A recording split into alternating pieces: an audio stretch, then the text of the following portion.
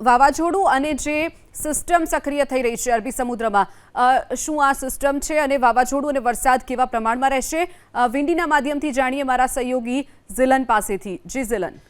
જે શિવાંગીની, વિંડીના માધ્યમથી આપણે સમજવાનો પ્રયત્ન કરીએ તો આપણે જોઈ શકીએ છીએ અરબ સાગરની અંદર કે જે અત્યારે લો પ્રેશર બનેલું દેખાઈ રહ્યું છે તે ડિપ્રેશનમાં ફેરવાય તેવી શક્યતા છે, પરંતુ તેની જે અસર જોવા મળી રહી છે તેના કારણે અત્યારે તો રત્નાગીરી, સતારા, પુણે, આ બધા જે મુંબઈ અને તેની આસપાસના ભાગો છે, પણજી, આ જે દરિયાકાંઠાના વિસ્તારો છે મહારાષ્ટ્રના, ત્યાં તેની વધારે અસર જોવા મળી રહી છે ને તેના કારણે મહારાષ્ટ્રના અનેક વિસ્તારોની અંદર ભારે વરસાદ વરસી રહ્યો છે.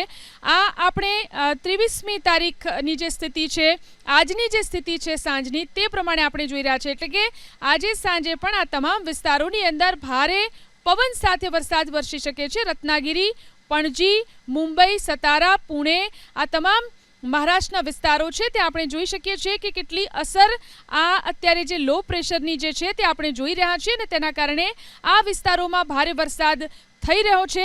આ ઉપરાંત જો ગુજરાતની જો વાત કરીએ, ગુજરાતમાં આપણે જોઈ શકીએ છીએ આની અંદર કે ગુજરાતનો જે દરિયાકાંઠાનો ભાગ છે, ખાસ કરીને દક્ષિણ ગુજરાતની અંદર, અને આ ઉપરાંત જે સૌરાષ્ટ્રના અમુક વિસ્તારો છે તેનો જે દરિયાકાંઠાનો ભાગ છે, સુરત, નવસારી, વલસાડ, ભાવનગર, આ તરફ ઉના, વેરાવળ ના જે વિસ્તારો છે ત્યાં આ જે ડિપ્રેશન છે તેના કારણે વરસાદ વરસી રહ્યો છે. અમરેલી અને રાજકોટ જિલ્લાની અંદર જે રીતે વરસાદ થયો, ત્યારબાદ આજ સાંજની સ્થિતિ પ્રમાણે જો વાત કરવામાં આવે, ભાવનગર ઉપરાંત જે સુરત, વલસાડ તરફનો જે ભાગ છે દક્ષિણ ગુજરાતનો દરિયાકાંઠાનો, અને જે સૌરાષ્ટ્રનો જે આ તરફનો જે ભાગ છે દરિયાકાંઠાનો, ત્યાં તેની અસરને કારણે વરસાદ થઈ શકે છે.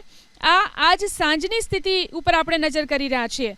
આ ઉપરાંત જો આવતીકાલની સ્થિતિની જો વાત કરવામાં આવે તો આવતીકાલની સ્થિતિએ જોઈ શકાય છે કે આજે લો પ્રેશર જે છે તે કઈ રીતે આગળ વધી રહ્યું છે અને તેની અસર સૌથી વધારે આપણને આ મહારાષ્ટ્રની અંદર જોવા મળી રહી છે.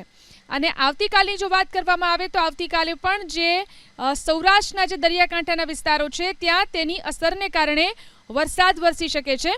એટલે કે એક સપ્તાહ સુધી, શિવાંગીની, એક સપ્તાહ સુધી જે રીતે વરસાદ વરસવાનું અનુમાન આજે સિસ્ટમ સક્રિય થઈ છે તેના કારણે લગાવવામાં આવી રહ્યું છે અને તેના કારણે ખાસ કરીને ગુજરાતમાં જે દક્ષિણ ગુજરાત અને સૌરાષ્ટ્રના દરિયાકાંઠાના વિસ્તારો છે ત્યાં વધુ વરસાદ થઈ શકે છે. આ ઉપરાંત મધ્ય ગુજરાતમાં પણ કેટલાક વિસ્તારોમાં તેના કારણે વરસાદ થઈ શકે છે. જી શિવાંગી.